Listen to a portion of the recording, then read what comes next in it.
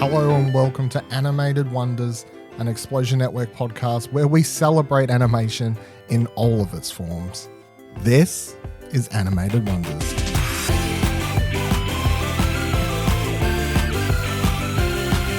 In this season, we'll be discussing all the films in the Despicable Me and Minions franchise. Hello, my name is Blight, and joining me to discuss this week's Animated Wonder is Ashley Hobby. Hey Dylan, excited to be here to talk about 1975. What a good year. Do you remember that one well? I definitely was not alive in 1975. I don't like the implication. This week we are talking about Minions, the Rise of Gru, released in 2022. Comes from the United States, directed by Brad Abison, Kyle Boulder, Jonathan Del Valle, written by Matthew Fogel and Brian Lynch. Of course, comes from Illumination Universal Pictures, starring Steve Carell, Pierre Coffin, Taraji P. Henson, Michelle Yeoh, Russell Brand, Lucy Lawless, Dolph Lundgren, Danny Trejo, Jean-Claude Van Damme, Julie Andrews, and Alan Arkin. Synopsis: the untold story of one 12-year-old's dream to become the world's greatest supervillain.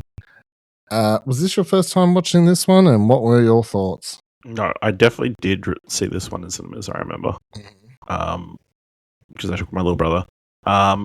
It's fine, I guess. It's it is a story. There are funny bits. It's like, it's definitely not the best of this franchise. It is, I think they have an interesting idea that they're going for of telling the original story of the origins of Gru, which, they can do because they set the Minions up as the first Minions movie was like pre-meeting Gru. So, getting to understand that, but then it also doesn't feel like it's a Minions movie. It feels like a Gru and Minions movie. So yeah, I think it's missing a little of the crazy hijinks that you got in the first Minions movie. Especially outside of the 4 Minions who are prominently featured in this film, they're barely in the movie, which is odd. So yeah, those are my thoughts. I hadn't watched this one before, first watch, and yeah, pretty much what you were just saying is why I wasn't a huge fan of this one. I think because it serves as both a direct sequel to Minions, because it obviously that one ends up them being like boss and like chasing after him and whatever. So it feels in like it's sometime later than now, and you get a little bit of backstory of the that scene is funny of them like outside the window with the sprinkler on, making it so it's raining and crying and all that sort of stuff, and he lets them all in and stuff like that's funny. But it serves as a sequel to Minions while also serving just as a prequel to Despicable Me, the original one, obviously. Yeah. I do think it feels it's Minions in title, but it loses the whole thing about the Minions movie, in which that movie was more of just crazy hijinks, more slapstick comedy, because it starred the Minions, and that's sort of what they had to fall in for this. But now that you've brought back Gru, and even though he's a kid in this instead of the adult version, it does just now feel like a Despicable Me movie, which takes away from the differentiating points between the spin-off franchise. So it does just feel more like a prequel to Despicable Me and not an actual new Minions movie. And because of that, I didn't really like it. If they just called it Rise of Gru, would you feel differently about the movie? I think I wouldn't think it's great, but you would understand. I would, it would annoy me a little bit less. Yeah. If it was just called, a little more set. If it was called Despicable Me, The Rise of Gru, I think that title would fit it better than Minions, The Rise of Gru. Yeah. Yeah. Because which do you think is the A plot? Like, the Minions trying to keep Gru as their boss, or Gru trying to join or like become a part of the Vicious Six? I think Gru trying to become part of the Vicious Six is the A plot. Yeah. Which is the problem. Yeah. Because what's the movie open with? I honestly can't remember. The movie opens with... yeah, it opens with the Vicious Six, Yeah. Opens with the Vicious Six. Holy shit. Opens with them. Opens with the Alan Arkin character getting thrown to the wind. Then goes off this. Then quickly introduces the idea of Gru being infatuated with joining them and their team and all this sort of stuff. And then you then have the flashbacks introduction of the minions coming into his life, and every now and then they interject that plot line, but it very much does feel like the B plot line and not the A plot line, because the A plot line is just about Gru trying to be a villain, which is fine, but again, Despicable Me, the Rise of Gru, or Minions, the Rise of Gru. And you just lose, especially because maybe it's also like whenever we do these series and stuff and you're watching the movies more in close proximity to each other, it's just like it helps stir up different thoughts than you would have if you was watching them years apart and stuff. But when you watching it so closer after the first Minions movie, it's like the first Minions movie talked about it. By the time you get to the end of that movie, I do feel like you have a really good, like, they've cemented those three main minions as characters with their own personalities, and they sort of grew somewhat. I know it's a very somewhat considering the characters and demographic we're targeting and whatever else, but instead of picking up and running with that and taking those characters on a new funny little hijinks as the focus of it, we don't. So, well, I mean, they're the main three who are. They are, but also, I don't think you would necessarily. I wouldn't be surprised if people didn't realize it was the same three. No, that's the thing. Yeah, like what's the closest you ever get? The closest, just solely focused on them moment is it what when they're jumping into bed with Gru and being all thunder buddies with them. Like probably, yeah. You know. And that's a funny little scene, but again, it's you don't really get much more out of them than that. So yeah, similar to the last ones, and I'm going to be honest, I doubt this will change as the series goes as we wrap up the last couple of these films. But I don't really have anything written down for any core themes or ideas or anything because I just think that this series, as it continues on, it's that's all it's going for. Yeah, I definitely feel like it's. Maybe you could argue like you should choose family over, or friends, or the grass isn't always greener elsewhere and that kind of stuff. I guess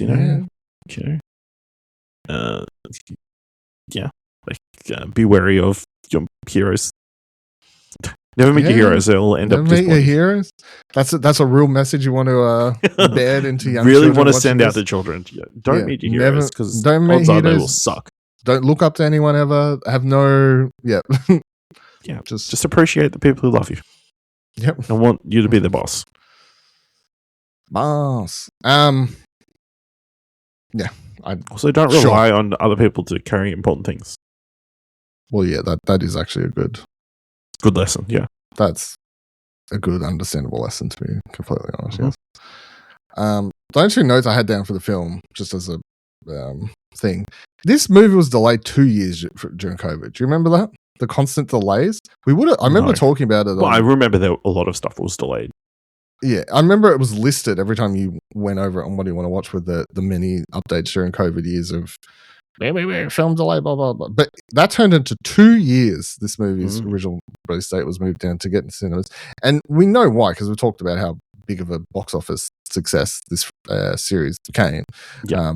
But just, again, to put into retrospectively, and again, COVID still exists, but obviously whenever we say like during the COVID main bubble, how big of a deal and how much that affected cinema and stuff, it feels longer ago than it actually is, if you know what I mean. You're like, man, that seems like it's so long ago, but it's literally just 2020. But yeah, delayed by 2 years until they stuck it in cinemas, and it worked out because the movie made a whole bunch of money. And then the other tidbit for this one was it was Alan Arkin's final film role. Huge actor, obviously. Yeah. but he now it's going to be forever listed on his filmography and Wikipedia page that final film role, Minions: The Rise of Wild Gru. Knuckles. Wild Knuckles. What is most known for? Yeah. Not any of his more prominent things than in his latest 8 years on MASH. One of the biggest shows ever to be watched on television. Yep. The most watched finale of all time. Of all time. Yep. Last role, Minions. Minions: The Rise of Gru. Yeah. I think there's one other cultural element to this movie that you've completely forgotten. Is this the one with the thing? Yes, this is not only the rise of Gru, this was also the rise of the gentle minions. Yeah, okay. TikTok trend. This was the one. Now, I don't know, without me Googling it, do you remember how that, like, obviously I remember it, and for people who don't know, it was just people dressing up as, like, in just dressing up fancy. Yeah, dressing up fancy and attending cinema. But it became wasn't this one of those ones where it was a trend that cinemas sort of started to get annoyed at? Yeah, because they were like throwing popcorn and being dicks during this. They weren't actually being there to watch the movie. They were there for the TikTok trend. So they were filming themselves inside the cinema while the movie's going on and all that kind of stuff, and throwing popcorn and all that kind of stuff. It was started by Australians. Love that. Okay. Mm-hmm. So I'm looking at I found a Reddit thread. It says, where someone's just giving you some history to the context here. It says, on June 28th, a group of Australian teens dressed to the nines and attended a local screening of The Rise of Gru. They documented their trip on TikTok and it went viral, amassing millions of views, likes, and shares on the platform. High schooler Bill Hurst, the video was an attempted to make an ironic, humorous display of gentlemen or adults going to a movie that's usually only watched by kids. Thus, the hashtag Gentle Minions hashtag was born, and other TikTok users were quick to jump on the trend with their own escapades.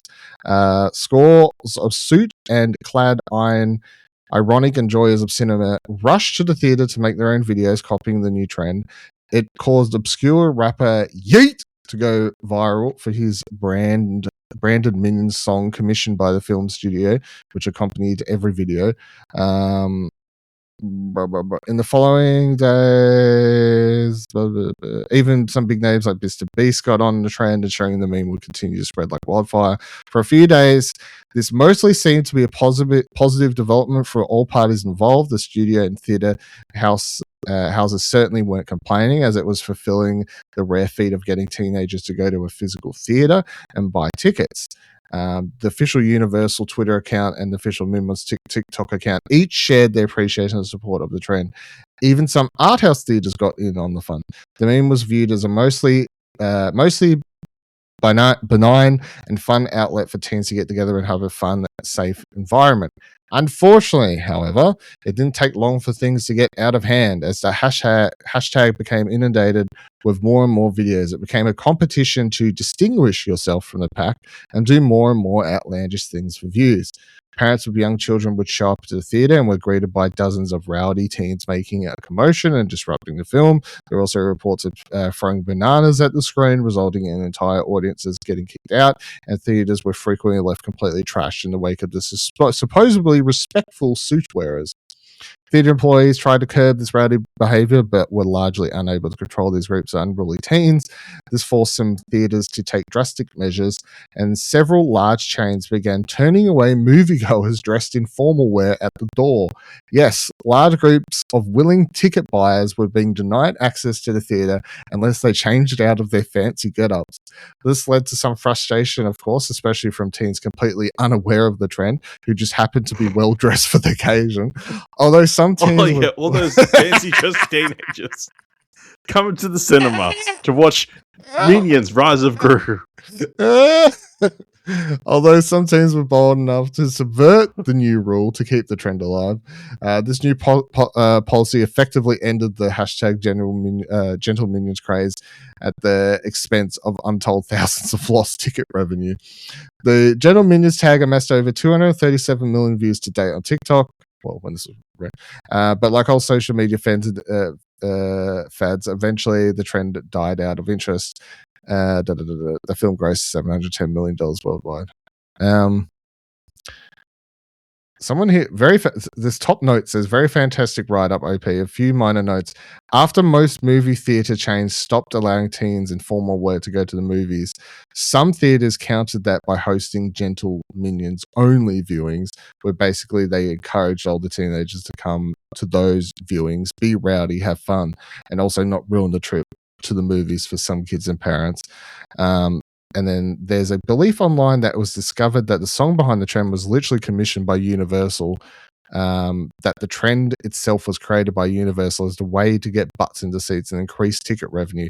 Basically, the entire trend was designed around dress up and pay to see a movie, which is, I don't know if that's true. But, I can't. How would they have done that? I don't know. I'm going to take back what I said. Outside of, like, without, like, a money trail, you know? A paper trail. Exactly. Yeah.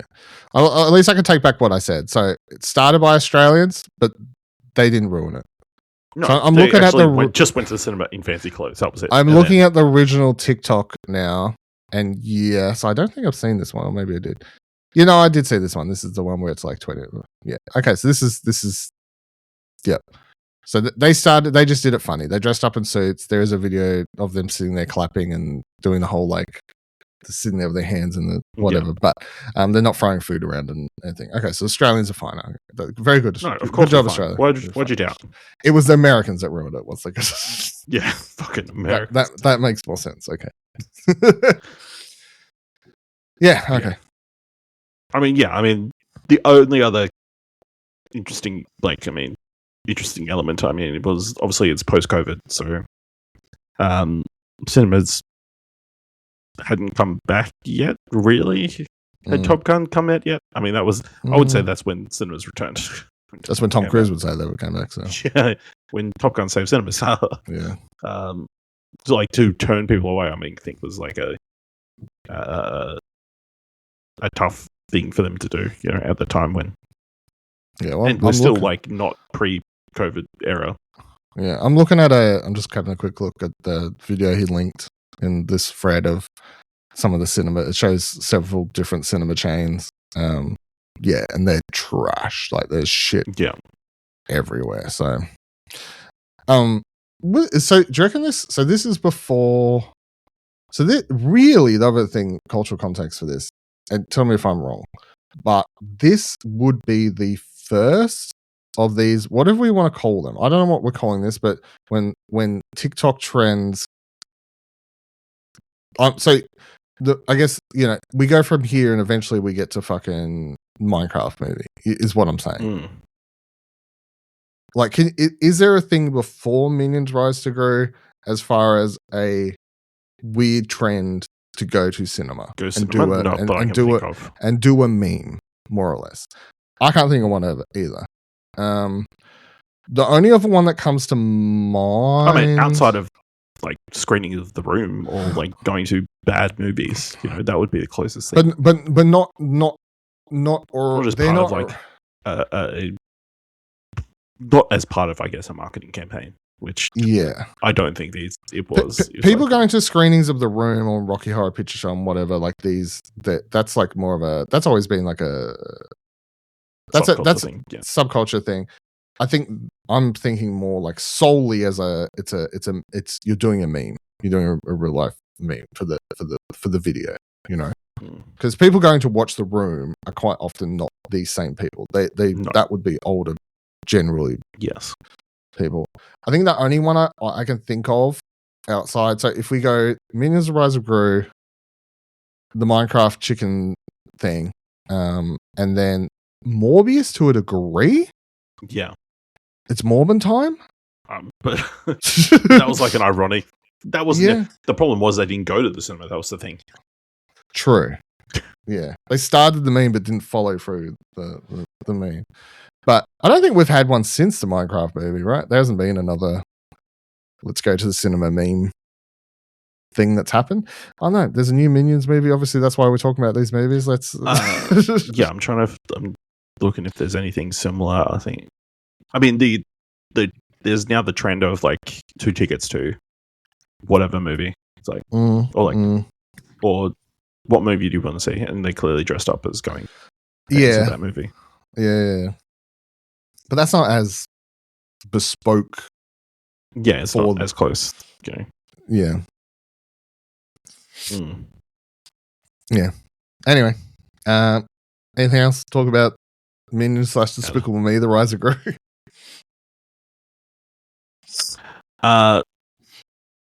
No. No? Cool. I think, it's... I don't know which of these points you want to hit on anymore, but... well, let's just... Sorry. I mean, the story is fine. I think it does color in a certain aspects of Gru and the understanding of his backstory, and like kind of makes him a little bit more relatable about he's always been super villain focused, that kind of stuff, and expanding the world a little bit and that kind of stuff. So, I mean, outside of that, there's not much to this movie. Yep. That said, it's part of the show. Wondrous elements. Pick 2 elements that stood out to you the most from this film: animation, visual style, music and sound design, voice performances, world building, emotional impact. I would say the animation, visual style. I think one, they created all these wacky, crazy characters, and like obviously, one thing I did appreciate, the opening title sequence, obviously a ode to James Bond films, and that kind of stuff. So I thought that was cool. Nice. Yeah, I agree. You've got all the Vicious Six and all the characters there, and all the designs there, and then the crazy animal minion designs that they had introduced at the end of the film. So that was pretty good. I'll say voice performances, but what I really mean is casting of the voices, which stunt casting. The stunt casting. Who we got? So Alan Arkin as Wild Knuckles. Taraji B. Henson as Bell Bottom.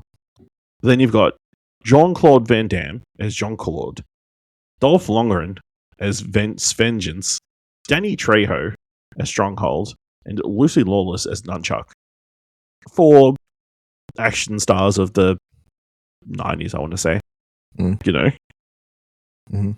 And then Alan Arkin, Taraji P. Henson, not quite fitting the rest of the mold, but And then you chuck in Michelle Yeoh as the random martial arts teacher who was there for some reason. And, a bunch of action royalty in this film. Yeah. I would go animation, visual style, and world building. I think I agree there's some interesting stunt casting, but I'll just go world building for those characters, I guess. Building one thing, also, looking at this, I know we're like, 6 movies into this franchise? Yes, yeah, 5? That's 6? Right. 6, I think. Yeah. I didn't realize Julie Andrews played Gru's mom. Yeah, in every movie. Yeah. Yeah. Okay. And just so you know, I have said that name at the start of every credit listing. But you just rattle through them, so I mean, just like... I thought it was like another Julie Andrews. No. What's your favorite scene, sequence, of character? I think it is the Gru after school adventures with the minions, where he goes to cinema, packed at cinema, and stink bombs the screening of Jaws, so he can get his own screening. And then there is also the ode to the opening of the first Despicable Me movie, where he goes through a shop. Like, he goes to a coffee shop and like uses free rays. Freeze ray on everybody. Goes to get ice cream. Yeah, he goes to an ice cream store and just uses a cheese ray. Yeah, cheese ray. And a fun variant. Yeah. Also, him eating the ice cream in front of a gym, hilarious. So evil. So evil. So Despicable Me. Yeah. I'll go that. I enjoyed as I said before, I just enjoyed the flashback, how the minions stand outside, and then all this. I just enjoyed that. That was fun little sequence of explaining how they showed up, and he eventually gave in to them, and that whole part I found quite funny. Yeah. Does it have any place in animation history? No, it will not.